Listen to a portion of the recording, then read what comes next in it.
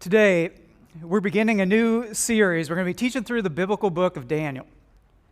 In order to understand Daniel, it's going to be important for us to be familiar with the main characters. So let's start there. I find 4 of them. There's God. Probably already know a little about him. Think we'll see a little more. Daniel. And this one, I hope you're not going to be super disappointed today. I know we're starting a series teaching through the book of Daniel. We're not even going to get to Daniel. Not today. That's next week. Another one is Babylon. And Babylon technically is the setting, but we're going to see it's a whole lot more than that. Then there's George. Now, some of you've read the book of Daniel, and you're thinking, I've already read that book. Who's George? Well, I'll show you who George is. This is George. It's George Foreman, the former world heavyweight boxing champion. He's better known today for this, right? The George Foreman grill. It's kind of like the easy bake oven for men.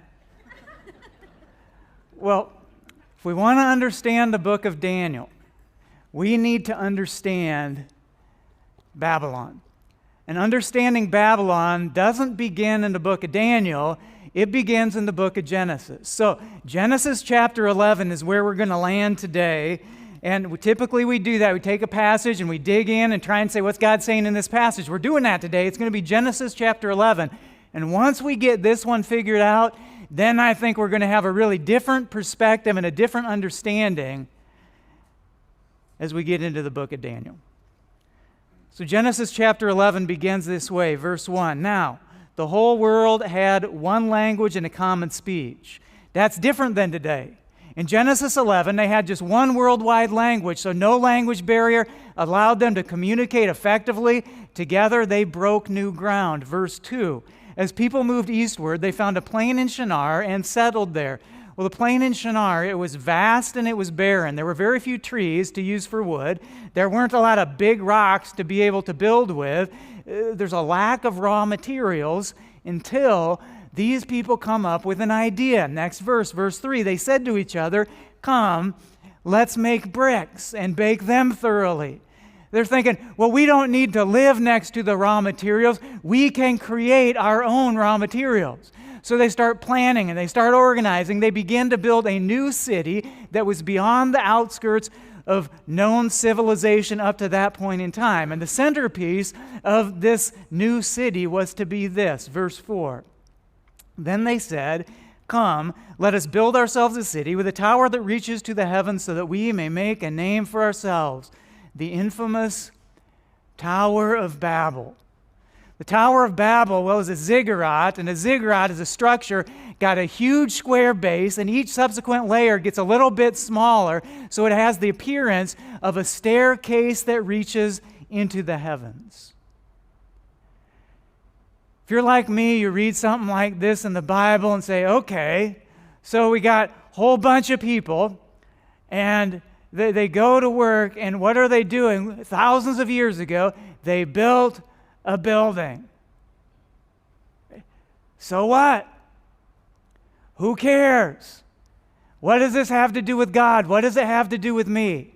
Well, keep reading. Verse 4 continues. Then they said, "Come, let us build ourselves a city with a tower that reaches to the heavens, so that we may make a name for ourselves. Otherwise, we will be scattered over the face of the whole earth." Did you catch the reason? Do you hear why they were doing what they were doing? Why the engineers were engineering? Why the workers were working? Here's the reason. It flat out tells us, so that we can make a name for ourselves. So that we can make a name for ourselves. They were working and they were achieving and they were living. Here's why. To create an identity. To make a name for themselves so they could say, look at what we did. Look at what we can do. We have value. We have worth. That desire and that drive, that hasn't changed over these thousands of years. We still have that desire. So how do you do it? How do you determine, what do you do to say, hey, that's what gives me my worth? On what do you base your personal value? For some, and I think I'd go as far as saying for many, we base our personal value on our relationships. It's easy to think, well, that person's successful and that person's popular, and if they accept me, then I must have some value. You ever do that? Do you ever start, maybe not even intentionally, but you just start basing your own value on the people that you hang around with, people that actually want to spend time with you? Well, be careful, because this quest for acceptance can blind your discernment and it can twist your value. We can end up doing crazy things that violate our beliefs, that violate our principles, that violate our own personal values, and we're doing them because, well, we're really just trying to gain acceptance. What gives you worth? On what do you base your own personal value? Maybe it's relationships. Maybe it's something more along the lines of this, likes. Do you ever find yourself, it's easy to do to post something, and maybe you don't even name it, but underneath you're posting it thinking, man, this might get me a lot of attention.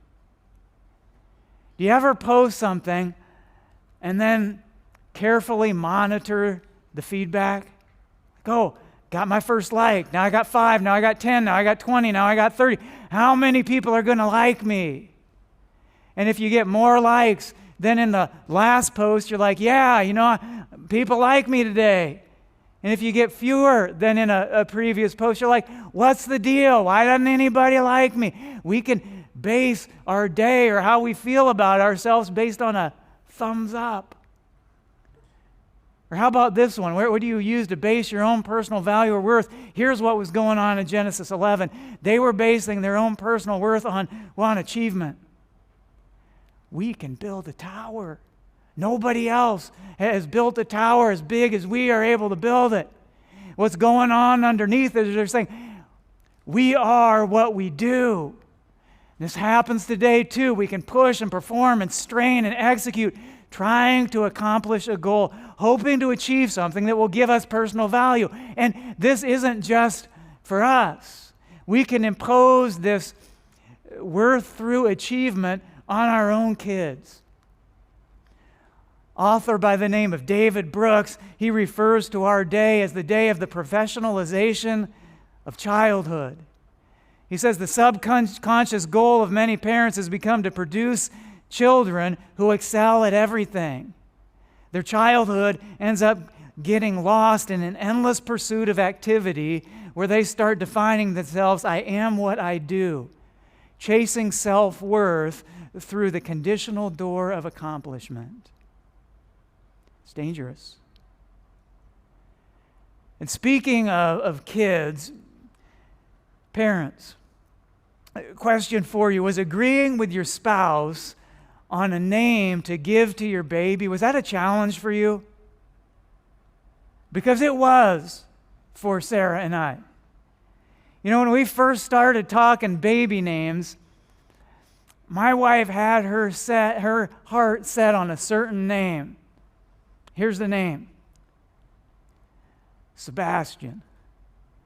Sarah wanted to name our kid Sebastian. If your name happens to be Sebastian, my apologies. Yeah, there's nothing inherently wrong with that name. It's just for me, when I hear Sebastian, I think this. Singing crazy little crab from The Little Mermaid. Can't get it out of my head. So I said, no, I can't go there. Naming your kid. Know what George did? Like this George Foreman. He ended up having 5 sons. And I don't think he spent a whole lot of time trying to figure out what to name him. Name of George Foreman's first son. It's George Foreman. Name of George Foreman's second son. It's George Foreman. Third son. George Foreman. Fourth son. George Foreman. Anybody want to guess what he named his fifth son? Yeah, he was consistent. George Foreman. I think, how complicated would that have been? Think about just average daily life. Hey, George, could you go pick up George? Huh? Which George? Right, George, come here this instant. Which George? George Foreman named every one of his 5 sons George. Well, these people who were living in the plain of Shinar, they undertook the task to build a massive ziggurat. They had the plans, they had the materials, they had the labor. What happened? Genesis 11 continues with this, verse 5. But the Lord came down to see the city and the tower the people were building. The Lord said, if as one people speaking the same language they have begun to do this, then nothing they plan to do will be impossible for them. Come, let us go down and confuse their language so they will not understand each other. God, He stopped it.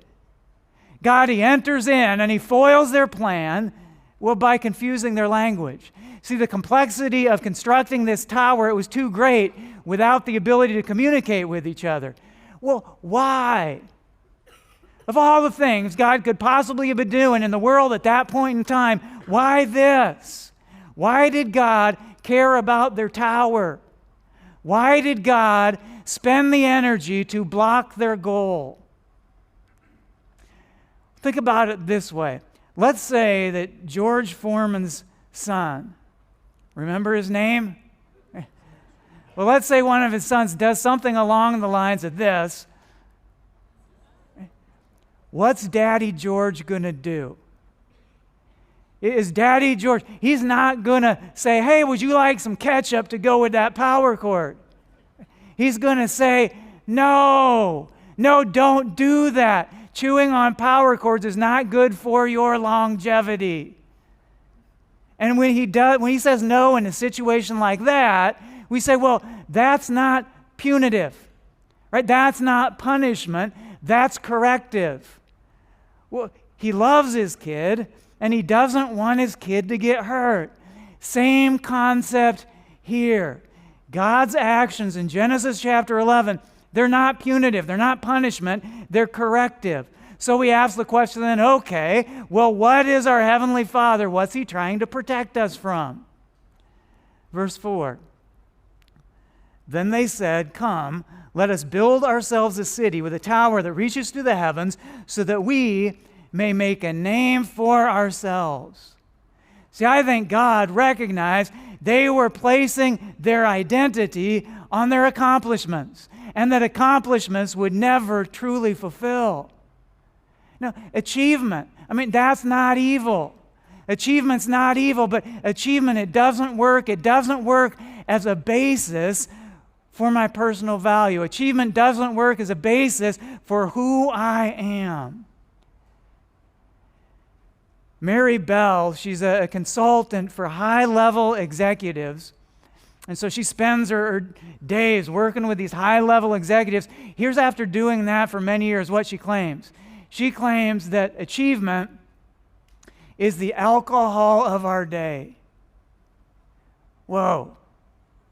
Says achievement is the alcohol of our day. She says we achieve a goal, we complete a project, we reach an accomplishment, and we do that. How do we feel?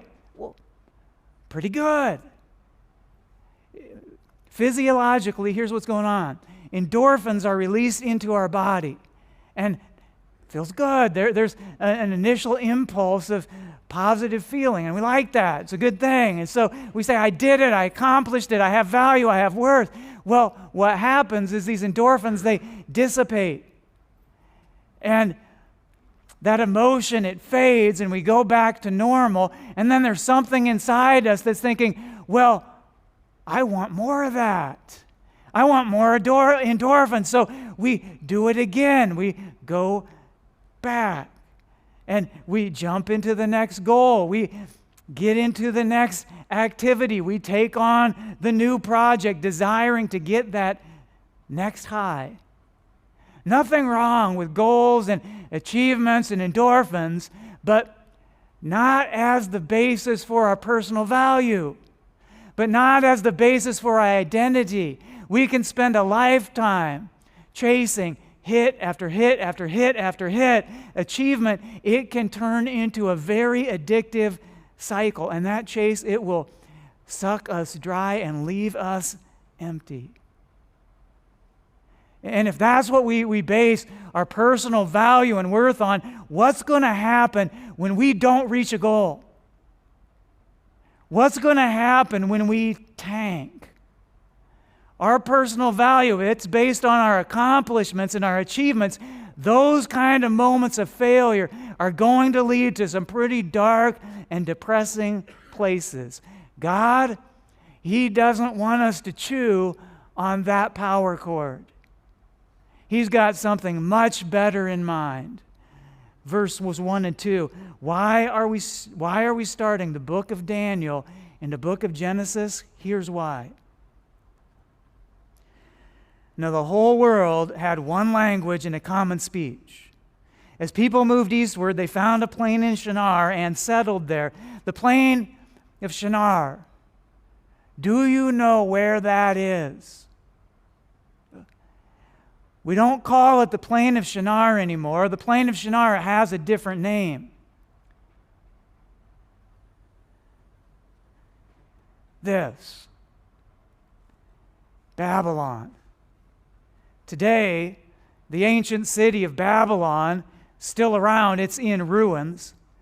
You can find it 59 miles southwest of Baghdad in modern-day Iraq.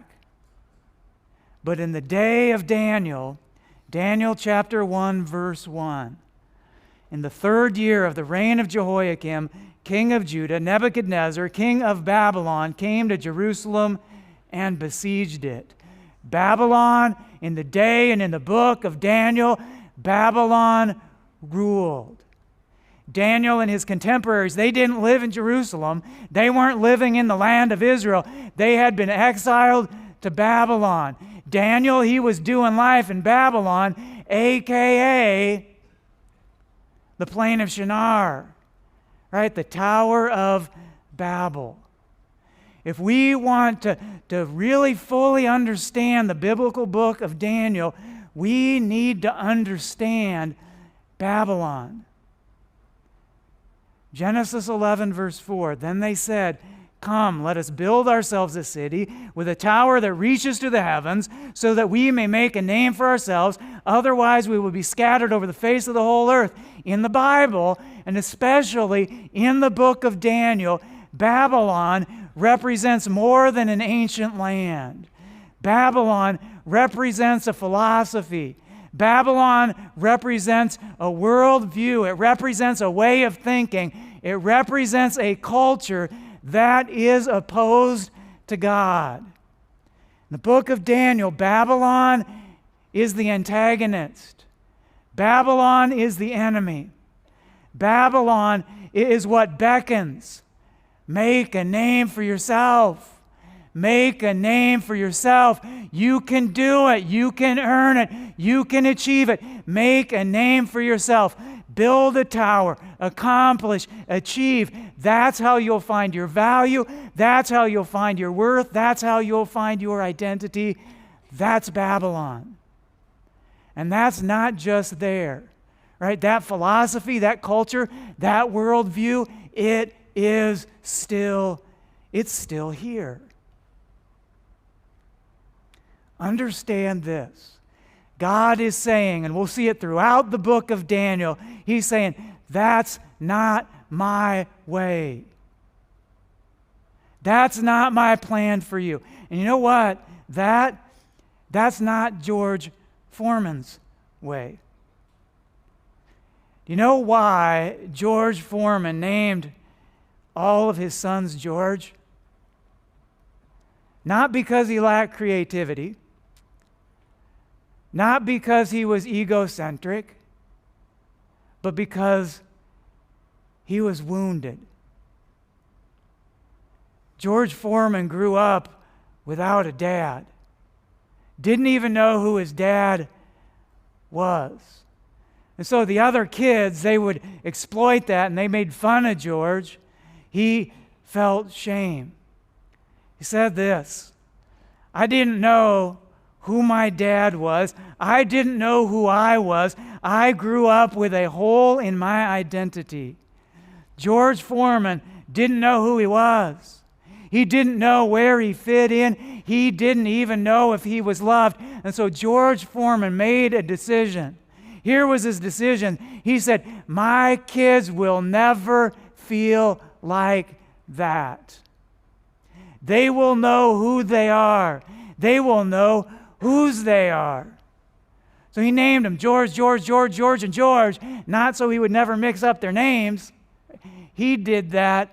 That was a way of saying, you are mine. You're my kid. You're my son. You're my daughter. He gave them his name. He gave them his identity. He was proudly claiming them as his own. Genesis chapter 11, verse 4. Then they said, come, let us build ourselves a city with a tower that reaches to the heavens, so that we may make a name for ourselves. The plain of Shinar, Babylon. It represents more than just an ancient city. It's a philosophy.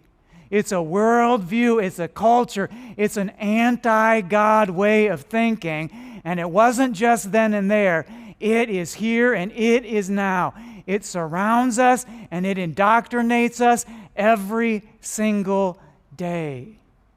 And it still calls out, make a name for myself. Make a name for myself. Make a name for myself. I can make a name for myself. My tower, my project, my income, my GPA, my success, my athletic performance, my beauty, my contact list, my relational status, my job title, my achievements. Prove my value, prove my worth, earn my identity.